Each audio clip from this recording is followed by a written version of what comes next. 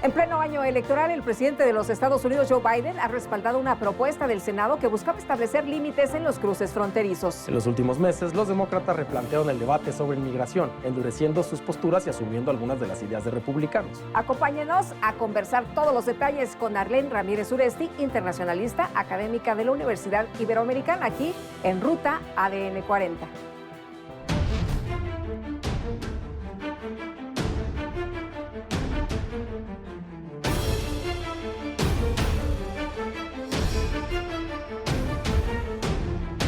Arlene, un gusto como siempre poder platicar contigo. Muchas gracias, bienvenida. Al contrario, gracias por la invitación, Lupita, un gusto como siempre. Oye, vienen elecciones en México y en los Estados Unidos y uno de los temas que está en el foco es la migración, por lo menos para los analistas, para los periodistas y para la gente que está en esta situación tan grave en ambas naciones. Definitivo, sobre todo por el tema de la crisis humanitaria que hay en los dos lados. Unos números muy elevados, cifras que han rebasado las estimaciones históricas, pero sobre todo que han marcado la agenda, ¿no? en ambos lados de la frontera. Al presidente Biden se le complica mucho y el tema de la migración ciertamente va a marcar el ritmo de la elección en los Estados Unidos. Arlene, el tema de la migración es un tema que en México impacta mucho. No solamente somos la ruta de migrantes centroamericanos y sudamericanos, sino también tenemos migrantes mexicanos. Hay municipios donde hay más gente viviendo en Estados Unidos que en el propio municipio. También en México hay campaña presidencial. ¿Va a ser un tema que se va a abordar en México? Ojalá que sí, sobre todo porque esta definición que tenemos de crisis humanitaria en el lado mexicano ha resultado de la falta de una política pública que no se abordó incluso en la campaña electoral de 2018. Hoy vemos con gran preocupación que cómo se deja el tema migratorio en México preocupa y debe de ser interés no solamente a nivel federal, a nivel estatal, a nivel municipal, definitivamente para poder generar esas redes de atención a los migrantes, porque la crisis humanitaria y la migración no va a parar dependiendo del resultado de las elecciones o no. Claro.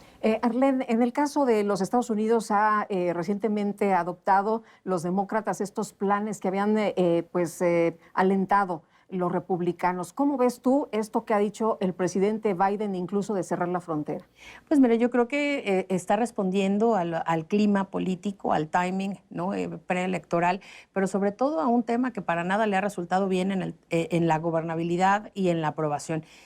Joe Biden tiene cifras muy elevadas, mucho más de las que tuvo en su momento el expresidente Trump. Y este cambio en la narrativa de los demócratas, de alguna forma, pues hace sentido con lo que vimos en la presidencia de Barack Obama, e incluso siendo Joe Biden vicepresidente, una política migratoria bastante estricta, ¿no? Bastante rígida, pero además sin un corte humanitario, que es lo que hoy se requiere. Y esto es muy interesante porque precisamente los mexicanos estamos acostumbrados a que el discurso demócrata sea suave y el discurso republicano sea duro. Pero acaban de publicar una cifra de la administración de Biden con 7.6 millones de personas deportadas.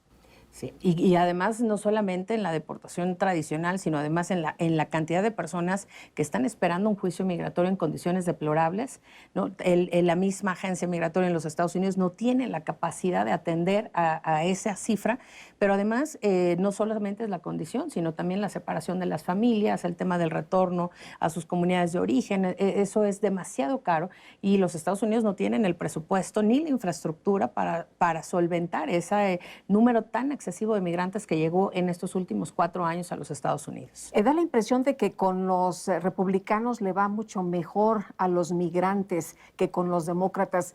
Arlene, ¿es pura percepción o hay datos reales? No, hay datos reales, sobre todo porque en el último periodo republicano, que es el del expresidente Donald Trump, la migración no solamente estuvo contenida, gracias por supuesto a que México aceptó ser el tercer país seguro y que hizo este blindaje de la frontera, sino además porque había mecanismos de cooperación.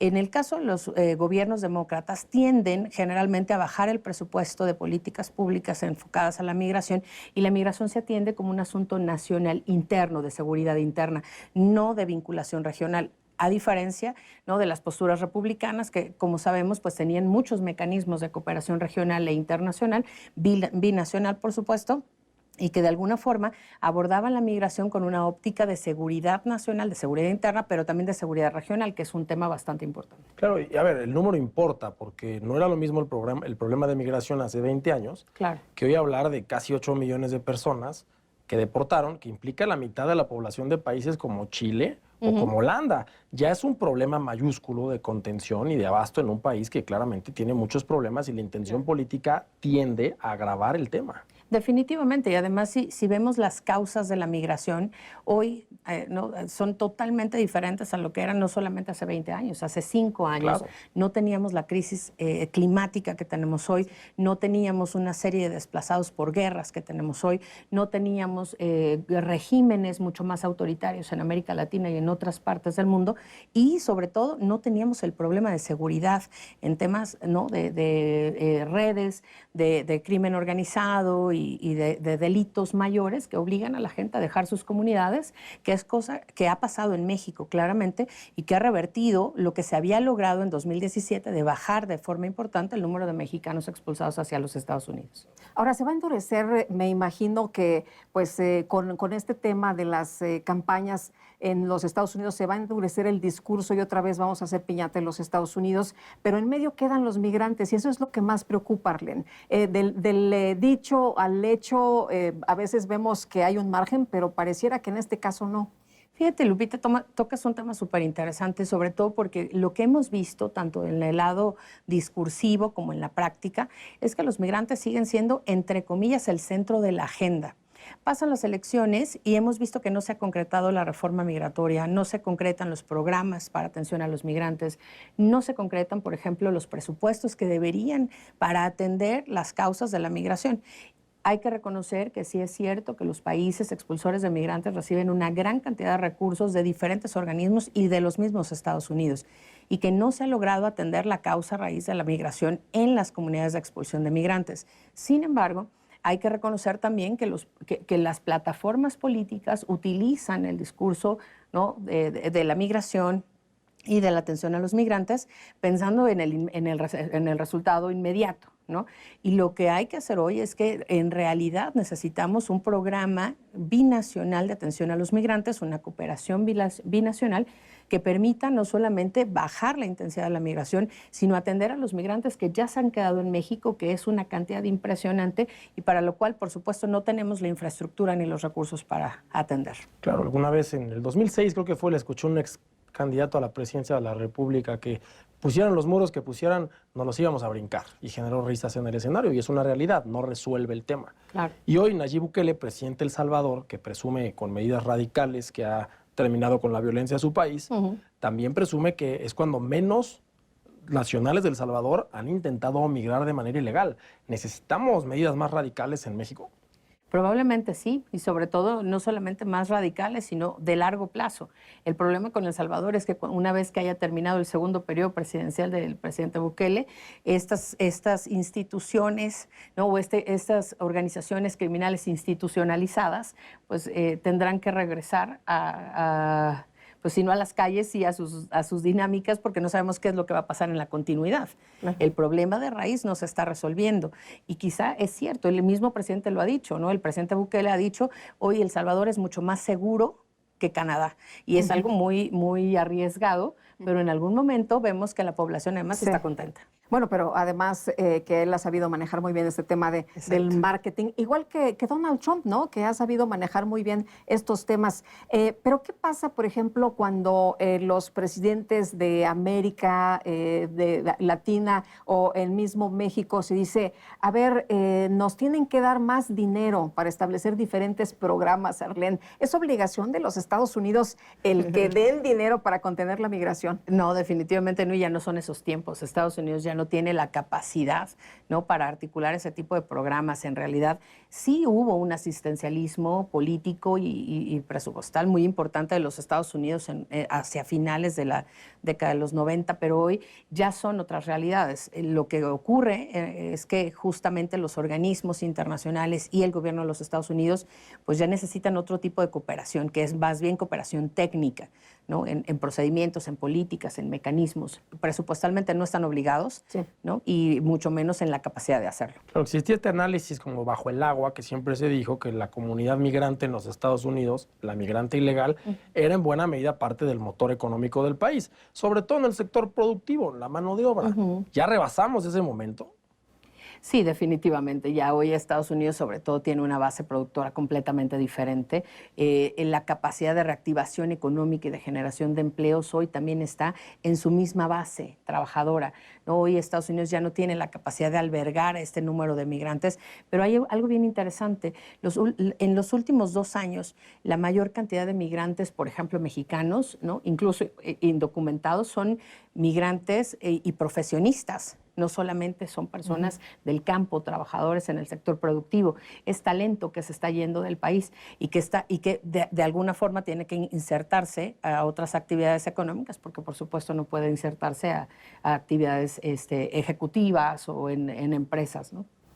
En el caso de la agenda de los republicanos, ¿por qué ha sido tan exitosa? ¿Por qué los latinos, por qué las comunidades pues sí aceptan estos pues, discursos tan agresivos en contra de los migrantes? Fíjate, Lupita, que desde hace varios años el Partido Republicano está implementando una estrategia a ras de piso de generación de programas sociales que van a atender a las comunidades. Incluso han creado centros comunitarios de atención para las comunidades hispanas. Y eso ha logrado que el discurso republicano permee y incluso hasta se justifique dentro de eso. De ahí va a nacer el voto oculto, que muy probablemente va a favorecer en estados incluso de coyuntura al Partido Republicano. Vamos a ver qué dicen las redes sociales al respecto.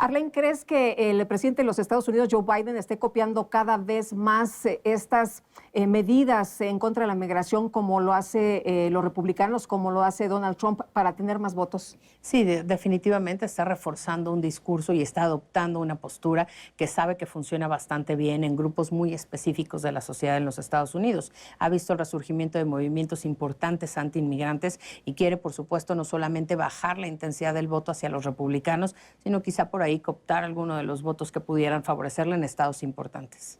¿Y tú sientes que en México ya empieza a percibirse un ambiente antimigrante también? Definitivamente, hay comunidades en donde hay no solamente un sentido antiinmigrante, sino incluso racial, ¿no? De segregación, sobre todo pensando en comunidades muy lastimadas, en donde hay pocos recursos para la atención a los mismos ciudadanos. Arlene, muchas gracias por habernos acompañado. Al contrario, un gusto como siempre. Gracias. Muchas gracias. Y muchas gracias también a usted. Nos vemos la próxima y que la pasen todos muy bien.